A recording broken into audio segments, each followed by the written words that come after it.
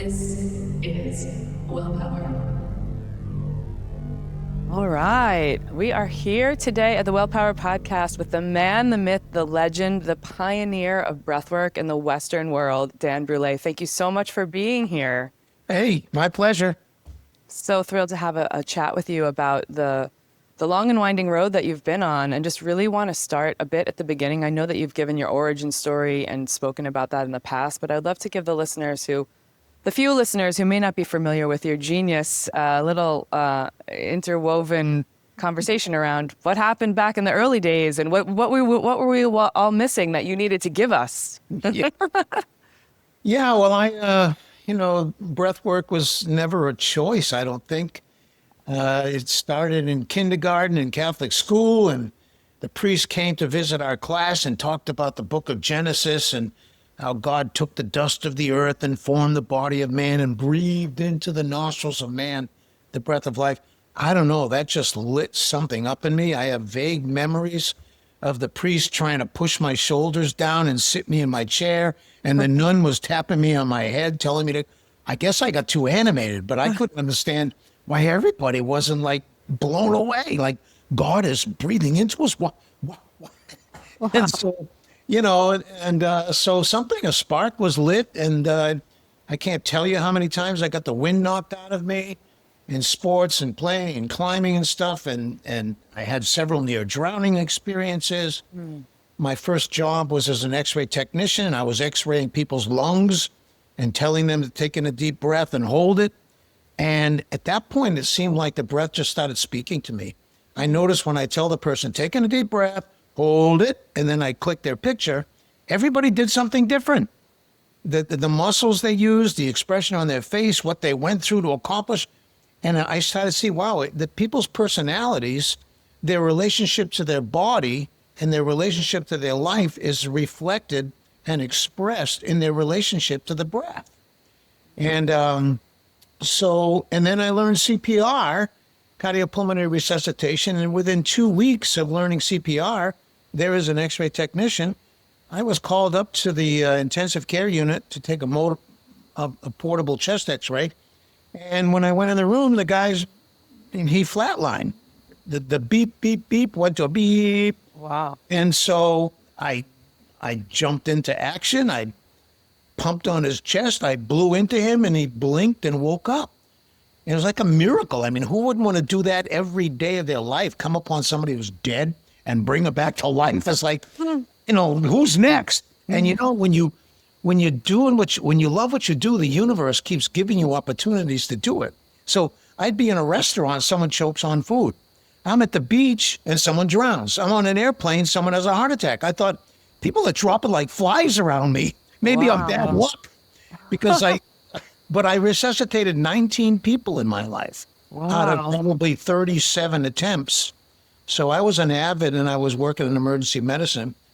And any one of those, I could die a happy man, as they say, like, oh my God.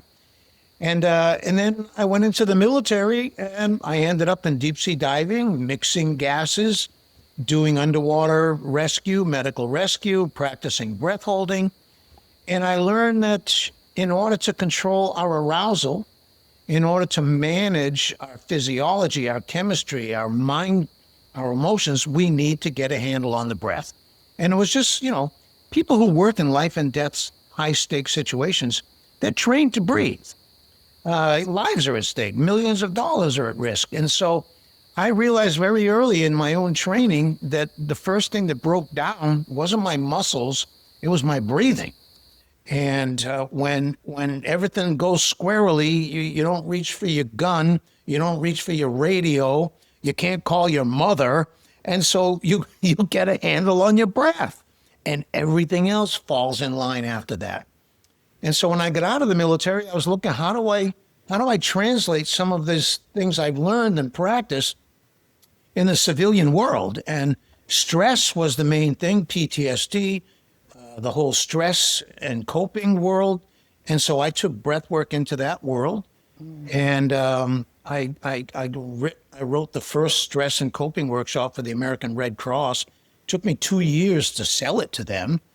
But finally they incorporated it. And then I started working with disaster relief workers who, they're like housewives or they're accountants and they're a volunteer for the Red Cross, and they get called in and all they're doing is passing out donuts and coffee or something, but they see horrible things and they're in the middle of a catastrophe. And then they have to go home and cook dinner. And no one was helping them to cope with that stuff. So I could take all of the work in the PTSD world that I did and suffered from, and I could start to find really important ways to help everyday people. And everybody has their high stakes, situation. A conversation with your teenager, deciding whether you're going to change jobs. And so we need the breath to kind of guide us and help us to be in a state where we make better decisions, where we're more aware. We need it to learn how to relax. We need it to learn how to energize. And so I'm a missionary for the breath, and that's all I've been doing as long as I can remember. Yeah, it's so amazing. And it's just like you said, you get served with this opportunity after opportunity to be able to resuscitate people. That feels like an anomaly, or like a number that is, you were meant to be doing this work. You had all these tests and trials and tribulations, and also wonderfully trained enough to be able to get some of those people through that notion. Yeah. And when you talked about the Red Cross and you said it took you 2 years to sell them, and this is the other thing I really noticed working in the breath landscape, which is there's some resistance. It's not innate resistance that people are, people say, Kristin, I'm breathing already. I'm breathing, I'm doing the thing, I'm trying to figure it out. And where do you see some of that resistance? You've worked with so many people, right? And perhaps you have this experience that I do when you work with an athlete, or you talked about professionals, that the difference in breath can be the difference in time, money, or saving lives or their own life. Then there is some training and teaching around it. And I think people want it. And when I work with athletes, there's a lot of adherence. They're like, okay, great. I need the extra, 1%. But when I work with so many other people and lives and cases around, this beautiful art form, there's a lot of resistance. And I just wonder what you'd say to those people or how you navigate that. Yeah, I was getting laughed out of rooms 50 years ago. And when I was in the military, breathing, schmeathing, yoga, schmoga, meditation, schmeta. It was just too woo-woo.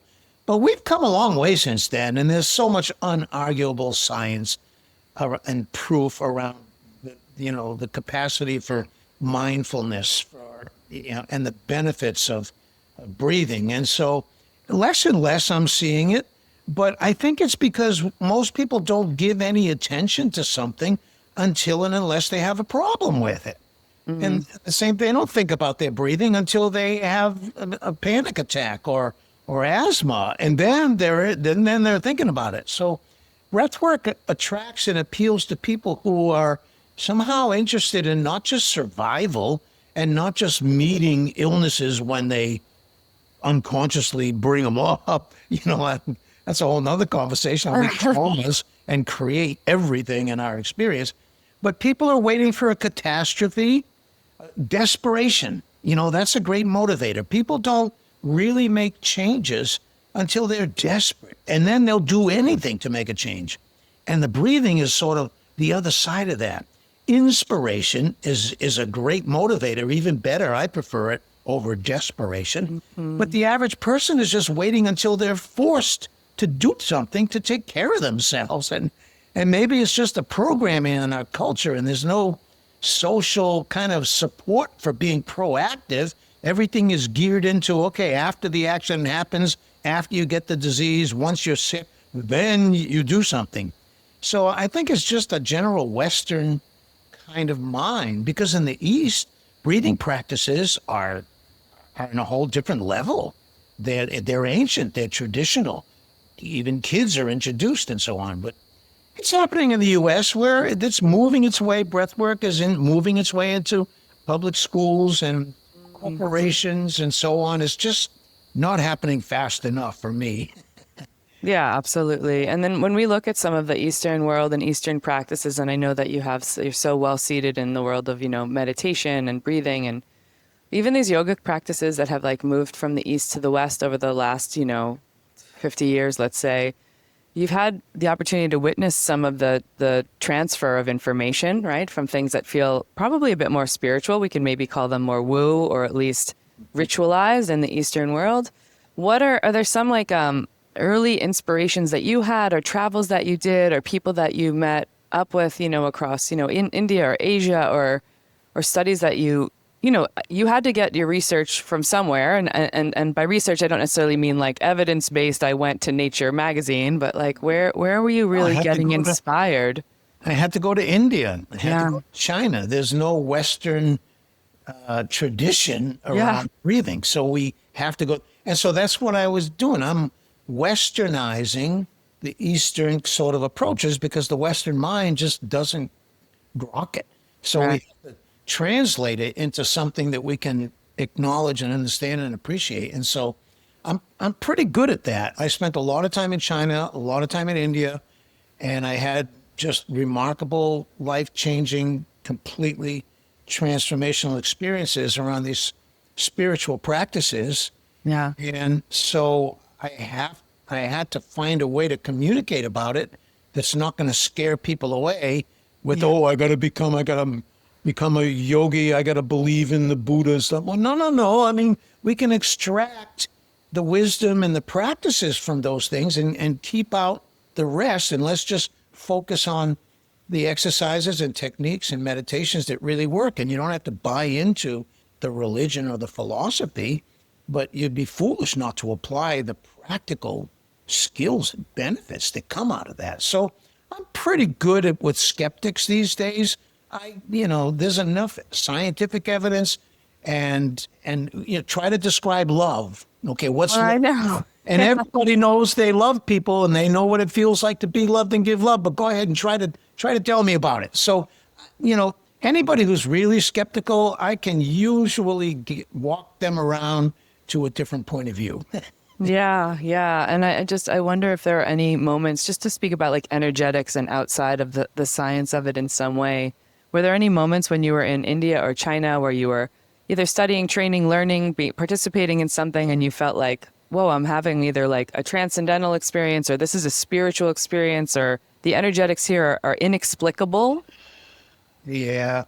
I was with Babaji Leonard Orr. I was in the early rebirthing movement, and Leonard Orr saw that Babaji, he's written about in Yogananda's autobiography, Yogis, Yogananda's guru's guru. And he's this immortal yogi Christ of India who materializes and dematerializes. And, he's in more than one place at a time. And he's like a manifestation of the God principle, Shiva, in that tradition. And so I was with him for a month. I lived with Babaji. At the time, if you wanted to get certified, you needed to go in India and meet the source. And so I did. And one day Babaji, he came to me and he tapped me on the stomach with the back of his hand. And he said, I want you to go rebirth Mr. Pant, and I want you to go rebirth the doctor. And when God tells you to do something, you don't even stop and question. I just started running, and I'm going down the path, and I'm heading towards Haldwani, and I suddenly realized, whoa, wait a minute, who's Mr. Pant? And rebirth a doctor? What am I supposed to knock on the hospital door and track down the doctor? Maybe I should have gotten a little more information. But I was in momentum, and that was it. And when I got to the town, I went to Matpal, the Kailash View Hotel, which was kind of a launching point for devotees going to the ashram. And Matpal, the owner, was sitting out on the porch talking to somebody. And as I walked up, he said, "Oh, Mr. Dan, I want to introduce you to Dr. I don't know, Singh." I said, "Oh, a doctor, okay." And so the guy says, "Oh, what do you do?" I said, "Well, I teach this breathing thing." He says, "Wow, can you teach it to me?" I said, "Well, okay." There I was 5 minutes after I got to town, breathing with the doctor. And then while we were finishing up, my other friend Vinay Shukla showed up, and he was on his Norton or Indian motorcycle. And I said, "Hey, do you know Mr. Pant?" He goes, "Oh, everybody knows Mr. Pant. He was one of Babaji's early devotees. He was a retired newspaper editor, and he went to the cave when Babaji materialized his body. He was one of the first people to witness that. And so I'll take you to his house. So he drove me to his house, and he parked his motorcycle under a tree, and I walked up to the door, and this beautiful man answered with this, this beautiful brown Indian skin and sparkling eyes and so bright. And he says, "Can I help you?" And I said, "Yeah, Babaji asked me to," and I couldn't even finish a sentence. He says, "What does Babaji want?" He pulled me into his house. "What does Babaji want?" I felt so powerful that moment. I could say, "Well, he wants me to give you all your, give me all your money." In that moment, he would have done anything. And so I said, "Well, I do this breathing thing." "Okay, what do I do?" I said, "Well, we lay down." And he's like already on the floor. And I'm going, whoa, wait. Like, do you have a bed or a futon or, a yoga mat or something comfortable? He says, "Well, we can use my room." Okay. So I go into his bedroom. He lays down on this very, very Zen-like cot, thin futon bed.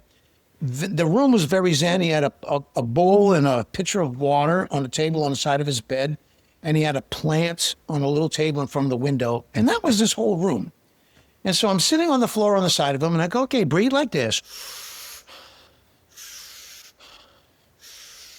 Active inhale, passive exhale, keep it all connected." And he started doing it. He was perfect. And I kept looking over at him going, I can't even coach this guy. He's doing everything right. I'm getting bored, I'm looking around the room and go, yeah, he's doing it right. This is bored. And then something weird started happening to me, and the weirdness of it frightened me because I didn't know what it was. But something in my reality was starting to, I don't know, get destroyed. And it was just this horrible, uncomfortable feeling that something ominous, something giant, and I couldn't figure out what the heck it was. And suddenly I looked under the bed, and there was no shadow under the bed. The sun was coming through the window. There should have been a shadow under the bed, but there was just as much light under the bed as above the bed. When I looked over at the plant, there should have been light is shining down under the leaves. There's a little darker. There was the light seemed to be coming out of the air. Wow. And it was almost a panic because the reality was just so dramatically changing. And so I literally, the light was, and the more I kind of woke up to what was happening, the brighter the light got. And it seemed like the light was coming out of the air in some way. And I closed my eyes because it was too bright, but it was even brighter inside. It's like I had no escape from this light. And then I realized, oh my God, I'm in a rebirthing session. I'm starting to hyperventilate. I'm starting to breathe. So I went into my own session, and it was the most amazing session. My wife appeared to me, and I was holding her in my arms, and my son was born, and I was kissing him. And then this was all before you had a wife or son. No, I was in India. Yeah. I had Louise and my two boys, and Okay. yeah. And then I thought of my brother and it was like anyone connected at all to love in my life was just, I was with them. I was there. Wow. And it was very confusing because we have one kind of love for a child, another kind for a mother, another kind for a lover, another kind for a sister, a brother. But it was a one big blur. And I was lost in it. And then this vibrating. And then when I opened my eyes, I was kissing his feet. I was at the foot of the bed, and I was making love to his feet, and his feet was my child, and then his feet was my wife, and then his feet was my mother. And when we first got to India, everybody kissed Babaji's feet. Whenever he walked, they would bow down and touch his feet. I'm an American. We're not feet kissers. Yeah. So when I met him, I just shook his hand, I hugged him, and I said, "Hi, my name is Dan." And all the devotees are going, what's she doing? What's she doing? And he said, "Yes, I know." And then the next thing I knew, I opened my eyes, and he was radiant. Mr. Plant was radiant. Wow. There was light coming out of his fingertips, light coming out of his heart. He sent me to a saint. Babaji just was screwing with me, thinking that I'm the teacher. And he sent me to this living saint who showed me what's possible, the kind of presence and light and love that a human is capable of. And then I just remember a blur. I got Vinay Sugars under one arm and Mr. Potts walking me out to the side. I'm going, and I was floating. I didn't know what state I was in. I was in pure ecstasy. And I got on the back of that motorcycle and everything turned me on. The vibrations of the motorcycle, birds flying by, clouds overhead, noise of the city. Everything was orgasmic. Everything was ecstatic. And I lost myself. I literally lost myself. And I don't think I've ever found myself. I don't think I've ever really found who I was before that moment. And I noticed how the breath is the thing. Because our mind-body system cannot handle intensity, like ecstatic things. And so the only way to experience that stuff is through the breath. Even on the level of emotional energy, that's one of the main things I teach, how to channel emotional energy through the breath. That takes the stress off the body, it takes the stress off the mind, and you can begin to, your system can handle more and more energy. And you mentioned yoga. I mean, that was the purpose of yoga in the early days, was to prepare the body for a major download of cosmic energy. And if you didn't prepare the body, you'd be a Kundalini casualty. Your system would reject it and block it, and it'd be like a wild fire hose, and and that's why pranayama was invented. Pranayama was invented to regulate the mind. And yoga itself, like hatha yoga, was meant to prepare the body to be able to receive and handle energy. So breathwork is a modern reinvention or recreation of very ancient practices and traditions. Yeah, so beautiful to hear all of that. Like, thank you for sharing those stories. That gave me chills when you talked about no shadows showing up, and just this capacity that, and this is what I always notice about you, Dan, the capacity to be able to share and get us all on board with the notion that this is what we really are doing here, is like coming back to our truest sense, our truest essence of being. And that is love. And people call it a lot of different things, source, etc.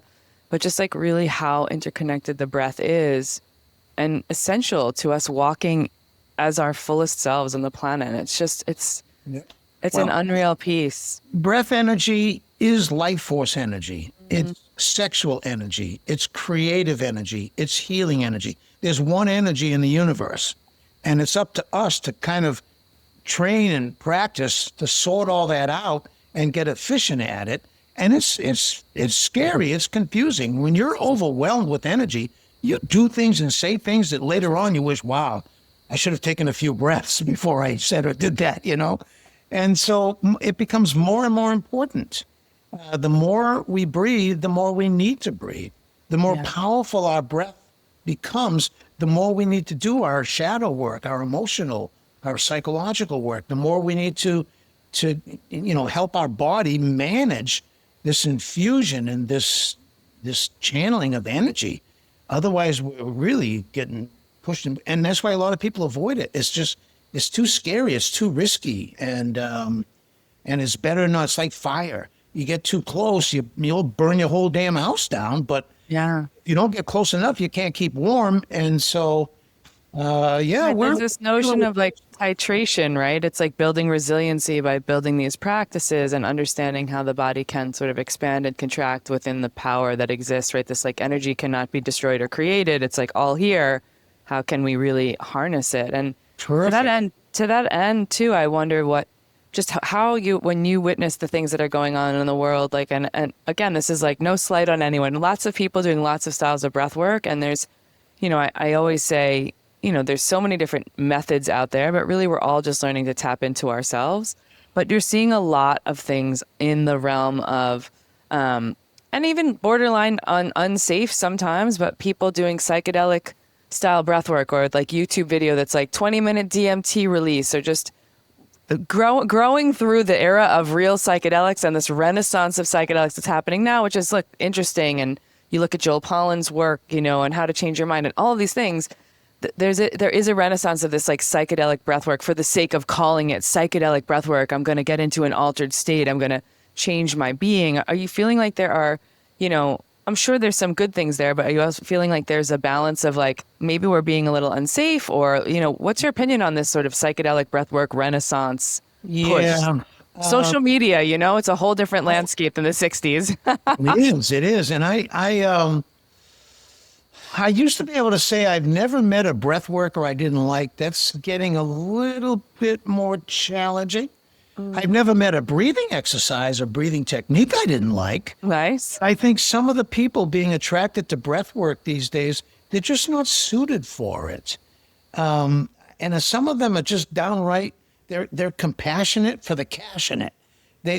Or they just learn one little thing and they think they got the whole thing figured out, and they're a powerful influencer on TikTok, and suddenly they got 1 million people who are listening to them, and they don't know what the hell it's talking about. Yeah. That's the world we live in. Who's telling the truth? Who's not? What's real? What's not? What really happened?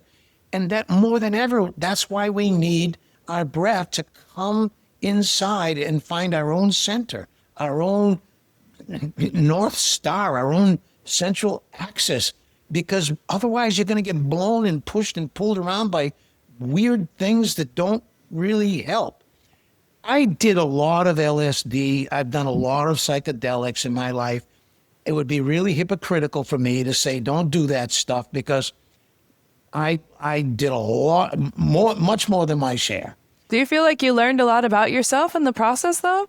I learned a few really important things, that there's a hidden world out there, and sometimes psychedelics crack us open to it. There are other dimensions of reality that certain plant medicines introduce us to or show us.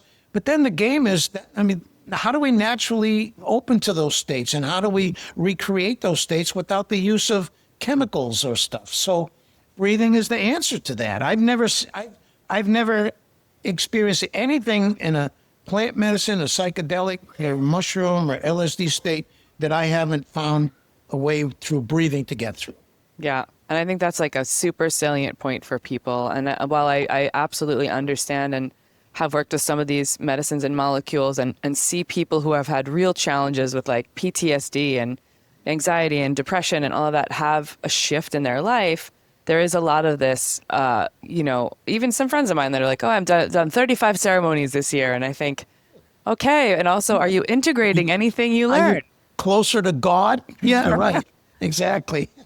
No, yeah. It's like anything else. I mean, a lot of, and now breathwork is in what was like the rave crowd, and this trance music, which is cool. I use music at my sessions and so on. But I have to feel like, okay, at least people are sticking their nose in the tent.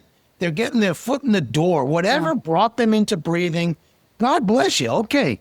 But now maybe you want to look around and start to see, there's more to the circus.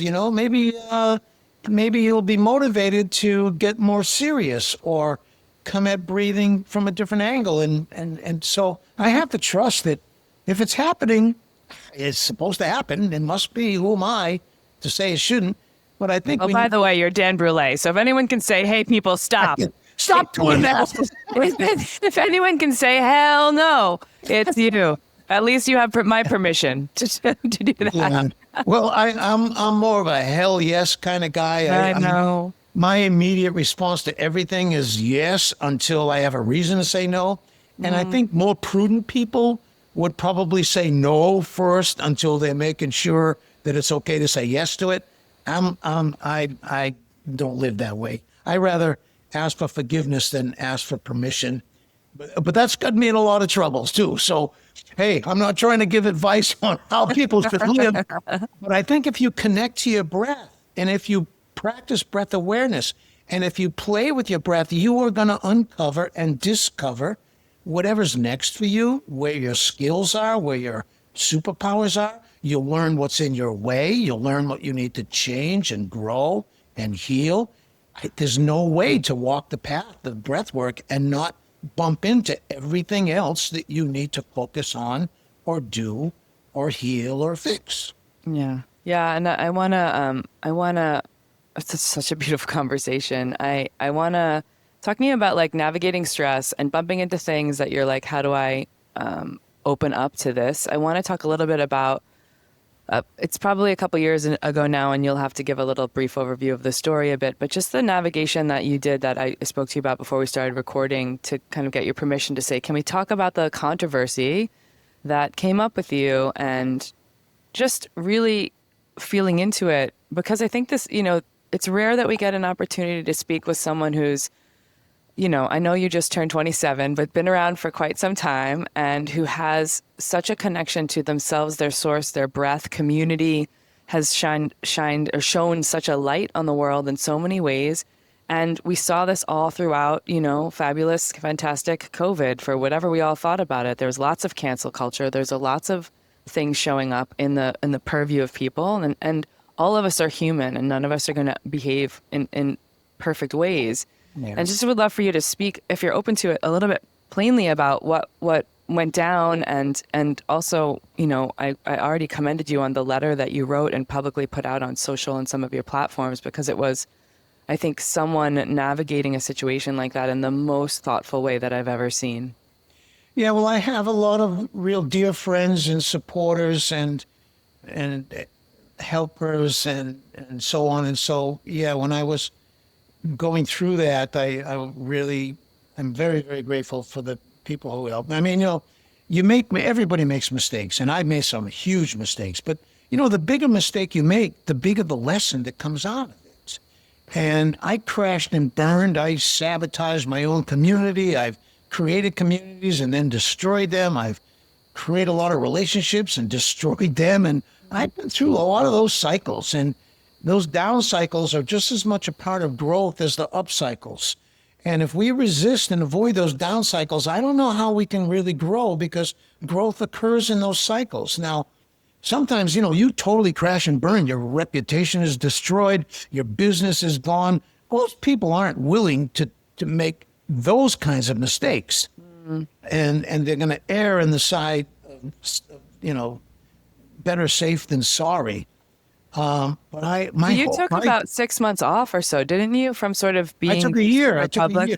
Yeah. I took a year. I had to reinvent my approach to my methods. I had to rethink. My own personality from when I was young. If there was a social structure for polyamory, I would have been at home there. But there is none, right? So. Yeah. And so we have different words for it, a womanizer, a ladies' man, a philanderer, and now it's sexual predator. It's like, oh my God, like, no, please, I'm not. And so, but when I got into breathwork, it wasn't a thing. It was a bunch of us hippies hyperventilating in a hot tub. We're all naked. We're already in sort of incestuous relationships, you could say. I mean, not literally, but we were of the same ilk and stuff.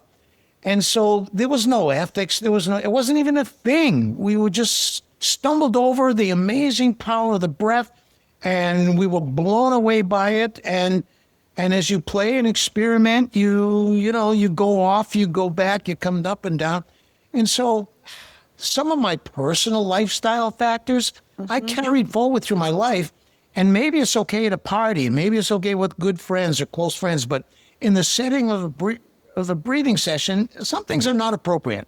And I was pretty sloppy about that. And I was even cavalier about it. For example, I married one of my clients. I mean, how bad can you get, So I can't criticize other people. And don't tell me that was a bad thing, where we've had a beautiful relationship for 26 years. Mm-hmm. We're not married anymore, but we were married for 26 years.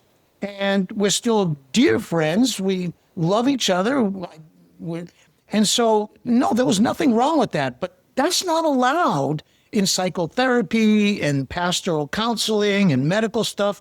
And rebirthing and breathwork sort of now is in that box, in that balloon. And I was never comfortable in a box. And I was deliberately kicking the cover off. And so, but that was part of my own immature stuff. It forced me to really come to terms with some of my behavior, some of my attitudes, some of my opinions. And I had been going on this idea that, look, I work with 1,000 people. If one or two of them complains, What am I going to change everything I do because of those one or two people? Screw you. That was, it was kind of rude, but then I realized, oh my God, now I've worked with 300,000 people. That's a lot of people that I might have traumatized or might have, it didn't help. I didn't mean to harm them. I didn't mean to hurt them. I was just not paying attention, not being conscious, not taking this work seriously enough. And so we had an event at one of my retreats, and it blew up into this huge thing. And I didn't want to argue with anyone. I didn't want to question their experience. I just thought it was just better let go along, let people have it. And so I kind of let it get out of hand in one level, because I didn't step in and say, wait a minute. Okay, maybe this happened, but this definitely didn't. And maybe so I didn't even do any of that. I just allowed it to and then people who weren't even involved and weren't even there, they're starting to talk, and they're repeating something that someone else told them, Mm-hmm. And so I went through a process. I went through a healing and restorative justice process with several women who really felt that they had been hurt and traumatized, and so I surrendered to a healing and restorative justice process. We brought in a mediator. I went to Tufts University Medical Center. I worked with the chief doctor there in charge of sexual and gender clinic there.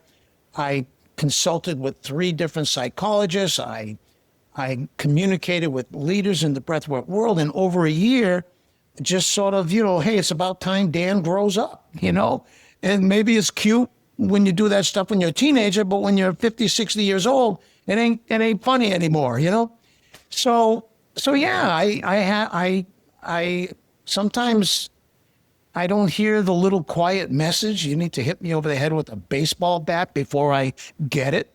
And so I did. And I'm very grateful, because I came out of that year, and it's been 3 years, and I'm processing. And if there's someone out there that still feels like I hurt them 20 years ago or 10 years ago, whatever, then I'm open. Please don't carry it anymore. Anger and pain and trauma is a terrible thing to carry. Get help. Let's fix it. Let's do it. That's the best I can do. But I beat myself up enough, and I lived and I learned, and I like people to judge me on who I am now and going forward. And if you're going to bring up something I did 20 years ago, okay, you want to go there? All right. Okay, but we all make mistakes, and we do our best, and I really feel like I did that work, and I thank God I got, I don't know the term, but I repented, and I was redeemed, at least in the eyes of people that really matter to me. And just like people like you, who they just heard something, but they're not going to just because you heard something, or I honestly didn't want to dive into too much of the details myself, because I felt like I wasn't there. I mean, and I don't want to play a game of telephone, and you never know what press is going on. And so I really just sort of stayed in the lane of what was going on with your team or your social, the things that you shared. And I bring it up not to make it any sort of added scandal. I bring it up because I think things like this come up. People don't always do a wonderful job of navigating it, not even because they're not out doing the work like you were, but perhaps they say the wrong thing or do the wrong thing or get scandalized in the press, or something blows up.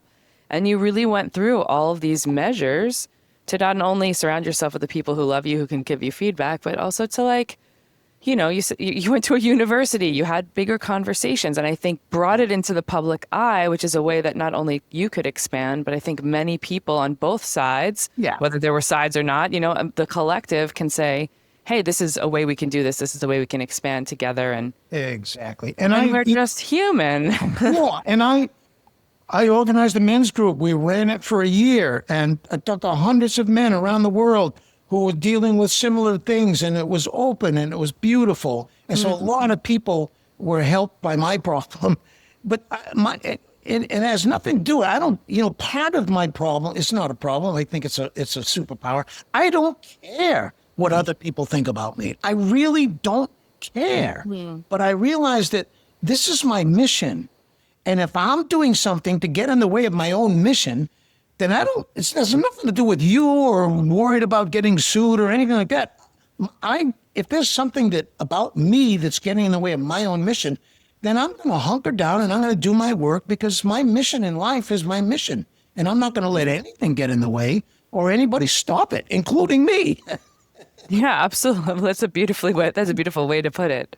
Yeah. So thank you for sharing that. Like Thank you for bringing it up. Such an opening for all of us. I want to talk just a bit about the not that there was we would need to linger in pandemic, but I think the future of the future pandemic, I keep saying, is the thing that we're facing the most is loneliness and is anxiety and is depression. And so many people, either in their world of the social bubble or the digital bubble, are not getting outside and being connected in community. And I just wanted you to speak a bit to maybe your thoughts on how much we are all navigating those things and feeling those things and can work to course correct and connect. Yeah, COVID really woke a lot of people up. It killed a lot of people, scared a lot of people. It woke a lot of people up. Human connection, I think, is the ultimate healer. And digital world and online things is like creating a bigger and bigger gap between that direct human connection. And, COVID got us afraid of each other, and social distancing. I mean, even all the terms going completely the opposite direction of oneness and connection and so on. So yeah, we're dealing with some really powerful forces, and all the more reason to do this work. I mean, I resisted online. I was getting people say, "Hey, can I do a Skype session with you?" And I'm going, "No, I need to get my hands on you, and I need to sniff you. I got to be around you. I don't know how to do this over the internet." And so I resisted, but finally I was forced to, and well, the session went really well. And I thought, well, okay, maybe I had some limiting ideas, and then I did more. And then it turned out that, well, actually, online breath work, actually, it's okay. It works. People are getting real benefit. I don't think there's any substitute for live, in-person energy of a group, one-on-one energy exchange between people. I think there's no substitute for that. But the online stuff, like my practitioner program, everything is online. Here's all the practitioner training materials. Go through them at your leisure. And when you're ready, meet me somewhere for a week, and then meet me for another week, and we'll do the practicum supervision. And then in the meantime, you're working with clients, you're sending me reports, and everything kind of works out. So I think the hybrid version of online and live is probably better than either one. So. Yeah, people are getting to learn a bit at their own pace. And then is that the culmination of it? I have a few friends that have done some of these experiences with you in person, and that's the culmination of the practice, right? Is practicum that you do in person. And you're doing it in Mexico for some time. Yeah, I do. And in fact, this January 23rd to the 29th, 2026, will be, I think it's the 20th year that I was in Cabo. The first time I went to Cabo, I just gave myself a retreat. I'm traveling all the time. I needed to unplug. I wanted to get close to the earth. Cabo, we have beautiful gardens, orchard there, and so it was a perfect place for me to take a retreat. And then my students started coming, and then it got more organized, and then it became a festival, and then it got way too big, and I had to calm it down a little bit. And but I've been doing a breathwork gathering of one kind or another every year in Cabo. This will be our 20th year.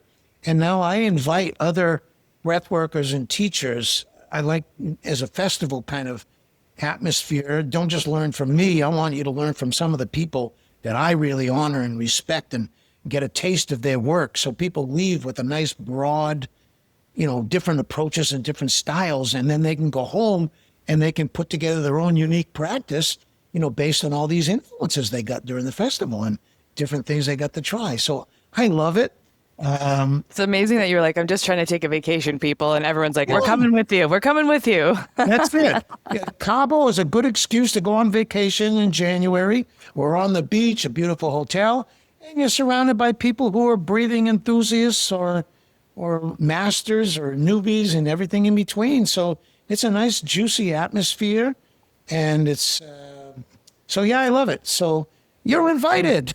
Listen, everyone who's listening is invited, and I feel like how can I not come? I mean, it's to spend some time with you in person, to expand, and I love that you have other people coming in to teach, to navigate, to cross share learning and best insights and practices. And that's sort of I think that's really the practice of a true visionary, Dan, is saying, okay, I have a structure, I have beautiful courses, I have all these things, but let me introduce you to this plethora of people who are working in this space, feeling like rising tide lifts all boats and everybody can be really connected, and at the same time sort of paying homage to the work that you've brought into the world. It's exquisite. And then, Mexico, sunshine, ocean, all of that. Not Well, we is smarter than me, and I'm the first one to admit it, I mean, I do things that no one else can do. I teach things that no one else teaches. I have skills and abilities that no one else has. It's true about just about everybody. And so, heck yeah, I love it. I love our Cabo gatherings. We only take the hall that we're using is beautiful. It's a thatched roof, but it's like 60, 80 feet high, and it's beautiful. But it only holds, we squeezed 90 people into it one year, and the hotel said, Dan, don't ever do that again. We'll have trouble with the fire department. So we say, okay, 80 people, we're going to miss it. But I know we can fit 90, so we'll probably have 90. Yeah. I feel like 80 and then 10 small people. Yeah, little people. Yeah, and that's such a beautiful number. I was just at the Culture of Breathing gathering, their first inaugural gathering in New York. It's all around it's mostly around heat and cold therapies and thermal spas, but also I like to bring breathwork everywhere I go and make sure that's part of the components. And that number is just such a sweet number. It's like enough that you can get to kind of have a touch point with everybody at least once, and then also make some good groups and connections and deeper dives, but it's not so big that you're like lost in the midst of like 1,000-person conference where you're like, I don't even know what's going on here. Exactly. Yeah.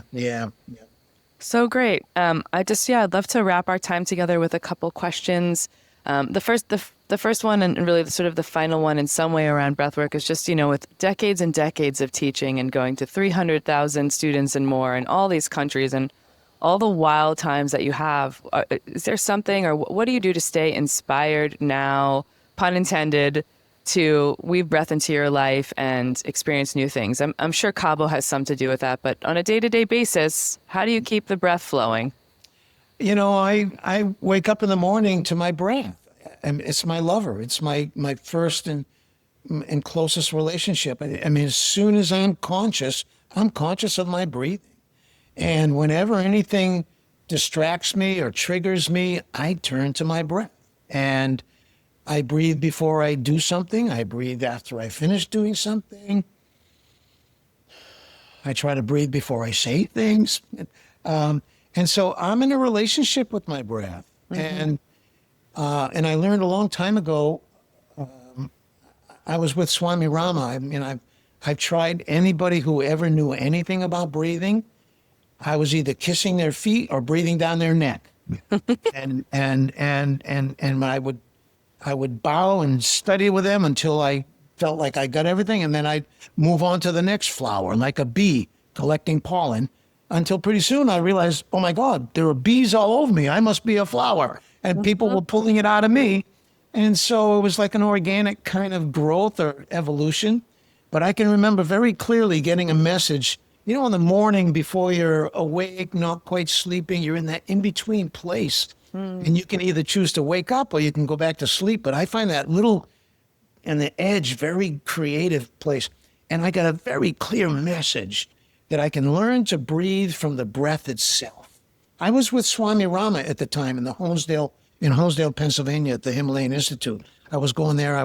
They were doing biofeedback on me, and I was, demonstrating things and stuff like a yogi, And so I loved him, and I loved his approach, and he was a very real, genuine part of a tradition of pranayama. And so when I got this awakening moment, this flash of insight early in the morning, I couldn't wait to talk to him that day. And he was playing tennis. I had to wait till he was done playing tennis. And then we're walking to the cafeteria, and he says, I see you have something on your mind. And I was just waiting, to tell him this. I thought, it was like I had solved a Zen koan. I had gotten this inspiration from God. And I thought he was going to say, oh, good, go out and share it with the world and teach people. And so I said, yeah, I do. And I got this message this morning that I can learn to breathe from the breath itself. And he looked at me like I was the stupidest person he'd ever met. And he says, can you get to the moon from the moon itself? And I went, no. And that was it. I packed my suitcase. I went back to my room. I didn't even eat breakfast. I'd never seen Swami Rama since that day. I said, okay, I'm done with this, teacher. Time to move on. Yeah. It's so funny. But we can learn to breathe from the breath itself. It's life. It's the spirit of life. And what else do you need? You don't need a middleman. Yeah, and I agree. And I also think this thing that Casper van der Meulen, I imagine you know who Casper is. He's one of my big mentors, and I've been studying with him for 8 years. He's like a brother to me. And the interesting thing that I really learned within the portal that is working with him is really around how the breath and the thoughts are connected, right? This notion we continue to unpack with the likes of Joe Dispenza and people like you, that we have all these things in our mind, but like 80% of our body is doing 80% of the work, sending the signals to the brain, and we keep getting stuck in the mind. So how do we shift by breathing and really sharing this notion that the way we breathe sort of executes the way we think about ourselves. And that can be beautiful. And also for most of us is like underserving or negative self-talk or these ruminating thought patterns. I'm really talking to myself, Dan, more than anybody else. But it's like getting out of we forget the part of us that's so beautiful. And then we get stuck in these patterns in our brain. And I think if I were to make a case for people to breathe more deeply or be like, let the breath teach us how to breathe. And if I took that really into me, I think that's one of the biggest reasons why, because as we feel into our bodies more, maybe we can either escape or just maybe softly let go of the shit that's not serving us. Oh, absolutely. We have to get out of our head into our body, and the breath is the way to do that. But the only problem is that when we breathe, we wake up all the feelings that frightened us out of our body. So you need to navigate those things. So I think the simplest way is just, if you're going to practice breath work and you don't know anything, put a beautiful quality into each breath and put a beautiful quality into the flow of breath. And you know what a beautiful quality is. It's strengthening, it's soothing, it's, it's exciting, it's also relaxing. So, just how much pleasure can you give yourself with each breath? How much can you enjoy each breath? What are the limits to your breathing? And are they really limits? Play with speed, play with volume, play with channel, play with location. And I think we're all going to heaven. And you can go kicking and screaming and complaining, or you can go singing and dancing and celebrating. But either way, you're going to get there. So you might as well have fun and turn it into something that you love and not something you have to do in order to lighten up. Yeah, so well said. Really, so well said. I always close with this question on the show, and it's really just a reflection question, which is, if you could go back to 16-year-old Dan Brulé and say one piece of advice, one thing that would have you sort of step into greater well-being, greater wellness, greater wholeness, what would that thing be that you might go back and tell young Dan? Be patient. I am always already free. I am always already free. Make every breath a prayer. Experience every breath as a blessing. And everything else, you'll end up in the right place at the right time, saying the right thing, doing the right thing, meeting the right people. Beautiful. Speaking of blessings, I just want to I want to say to you, thank you so much. I'm so grateful. I know there's a world of people that are so grateful for all the work that you've brought, all the ways that you've brought this beautiful modality, plus, you know, the trappings and the beauty of like the yogic meditation style, but also just from the bottom of my heart, Dan, like we would not all be existing in this breathwork container that is the modern world if it wasn't for you. I imagine you know this, but I want you to hear it again because you're just a dear, dear man who's done so much work around this and on himself and just to expand us all. So big love for being here today. Thank you so much for joining me. My pleasure. Thank you. I'm a missionary for the breath. Nobody has to twist my arm to talk about breathing.